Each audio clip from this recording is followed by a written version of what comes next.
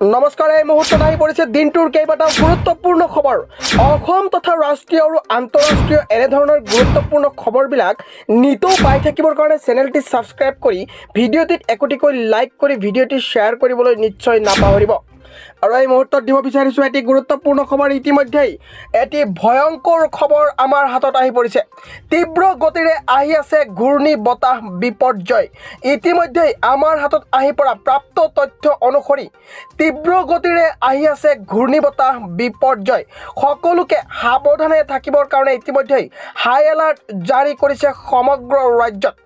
মুম্বাইত ব্যাহত বিমান সেৱা। ইতিমধ্যেই মুম্বাইত বিমান সেৱা ব্যাহত হোৱাৰ বাতৰি আহি পৰিছে আমাৰ হাতত।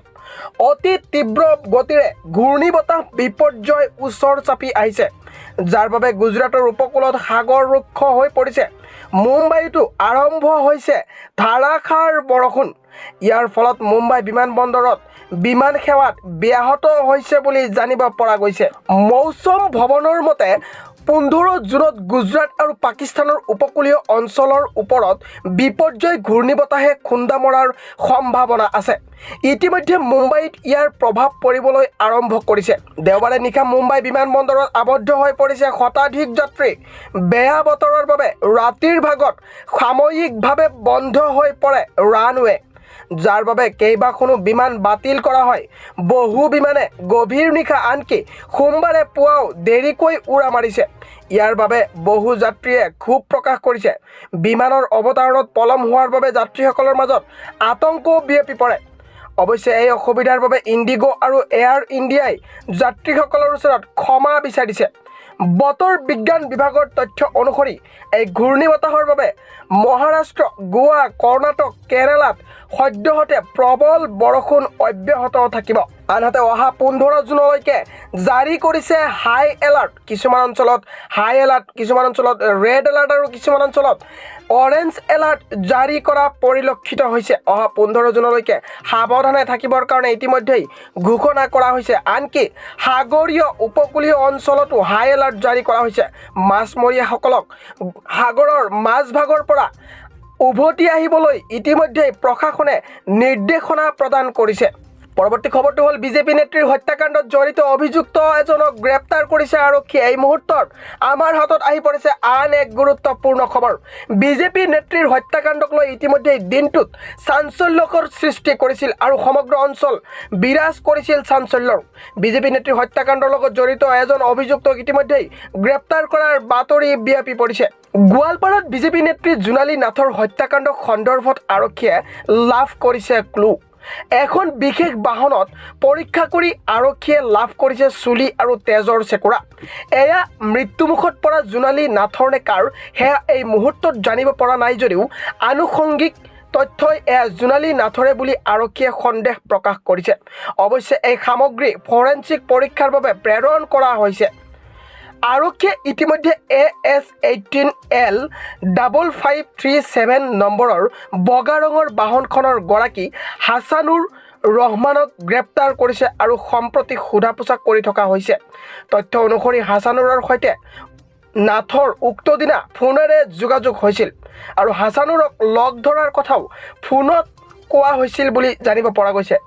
এনে অৱস্থাত হাছানুৰৰ গাড়ীত তেজৰ চেকুৰা আৰু চুলি উদ্ধাৰৰ ঘটনাই হাছানুৰৰ ওপৰত সন্দেহ গঢ় কৰে। উল্লেখ্য যে কৃষ্ণাইৰ শালপাৰাৰ 17 নং ৰাষ্ট্ৰীয় ঘাইপথত নিশাৰ ভাগত উদ্ধাৰ হৈছিল বিজেপি নেত্ৰীগৰাকীৰ মৃতদেহ। দুৰ্বৃত্তই হত্যা কৰি পথৰ কাষত পেলাই থৈ যায় তেওঁক। আৰক্ষীয়ে অৱশ্যে বিজেপিৰ গোৱালপাৰা জিলা সম্পাদিকা নাথক ধৰ্ষণ কৰাৰ সম্ভাৱনা নাকচ কৰিছে ইতিমধ্যেই।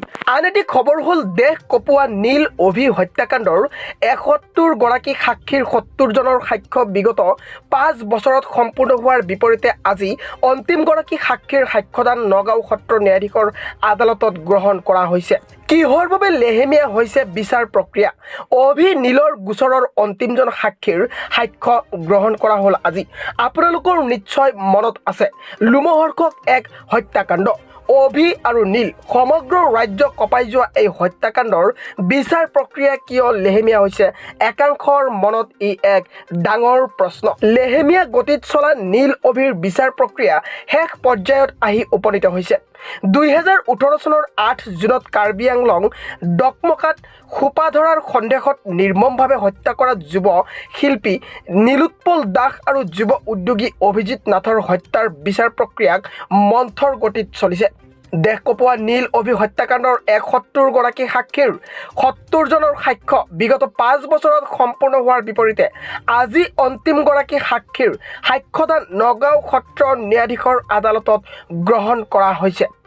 উল্লেখযোগ্য যে বিপক্ষৰ অধিবক্তাৰ অনুপস্থিতিৰ বাবেই এই বিচাৰ প্ৰক্ৰিয়া লেহেমীয়া হৈছে বুলিও ক্ষোভ উজাৰিছে অভি নীলৰ অভিভাৱকে। দীঘলীয়া সময় জুৰি চলা এই বিচাৰ প্ৰক্ৰিয়া অন্তিম পৰ্যায়ত গৈ উপনীত হৈছে।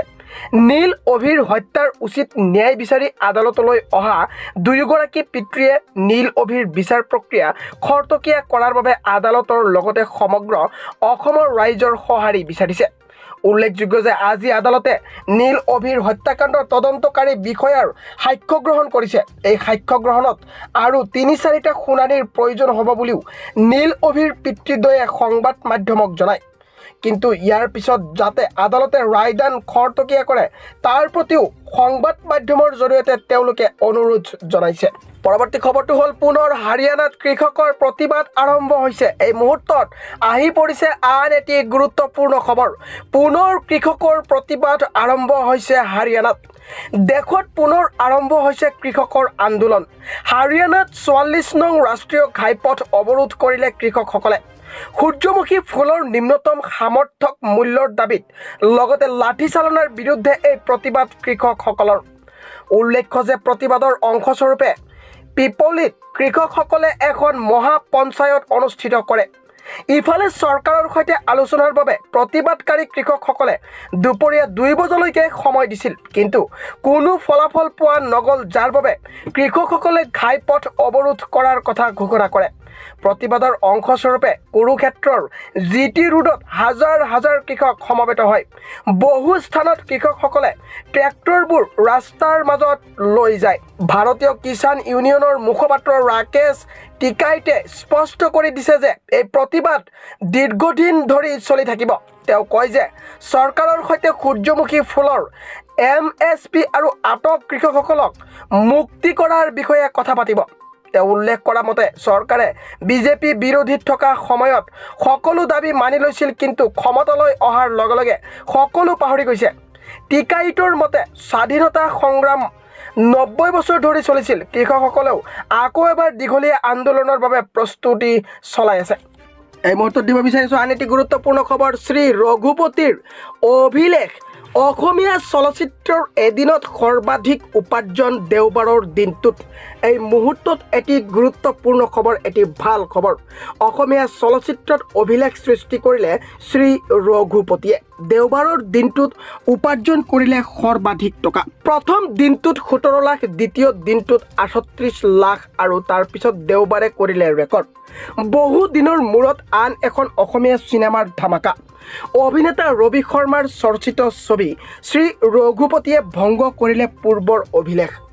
ছবিখনত লৈ সৰ্বত্ৰে আলোচনা বিলোচনা পৰিলক্ষিত হৈছিল। সকলোৰে মুখত এটাই প্ৰশ্ন, শ্ৰী ৰঘুপতি চালে নেকি? চলচ্চিত্ৰখনৰ এই জনপ্ৰিয়তাৰ প্ৰমাণ পোৱা গ'ল বক্স অফিচত তোলা খলকনিৰ পৰা। তথ্য অনুসৰি অকল দেওবাৰৰ দিনটোত চলচ্চিত্ৰখনে 80.5 লাখ টকা উপাৰ্জন কৰে। এয়া অসমীয়া চলচ্চিত্ৰৰ এদিনত সৰ্বাধিক উপাৰ্জন। বন্ধৰ দিন বুলি ছবিখন চাবলৈ বহুতে চিনেমা হলত পদাৰ্পণ কৰিছিল দেওবাৰে। শনিবাৰৰ সংগ্ৰহ আছিল 65 লাখৰো অধিক। ইয়াৰ লগতে এটা সপ্তাহত ছবিখনে উপাৰ্জন কৰে 3.3 কোটি টকা। নিৰ্ধাৰিত দিনটোত মুক্তি পোৱাৰ ক্ষেত্ৰত সমস্যাৰ সৃষ্টি হোৱাত 2 দিন পলমকৈ ছবিগৃহলৈ আহিছিল ছবিখন, কিন্তু প্ৰথম দিনটোৰ পৰাই ই উপাৰ্জনৰ ইংগিত দিছিল আৰু সেয়া প্ৰমাণিতও কৰিলে। প্ৰথম দিনটোত 17 লাখ, দ্বিতীয় দিনটোত 38.8 লাখ, তৃতীয় দিনটোত 41.7 লাখ, চতুৰ্থ দিনটোত 43 আৰু পঞ্চম দিনটোত 44 আৰু ষষ্ঠ দিনটোত 65 লাখ আৰু দেওবাৰে 80.5 লাখ উপাৰ্জনেৰে নজিৰ সৃষ্টি কৰে শ্ৰী ৰঘুপতিয়ে। শ্ৰী ৰঘুপতিৰ এই সাফল্যত সুখী অভিনেতা ৰবি শৰ্মাও। ৰাইজে অসমৰ জনপ্ৰিয় অভিনেতাগৰাকীৰ কষ্ট সাৰ্থক কৰি তোলাত তেওঁ কৃতজ্ঞতা প্ৰকাশ কৰিছিল।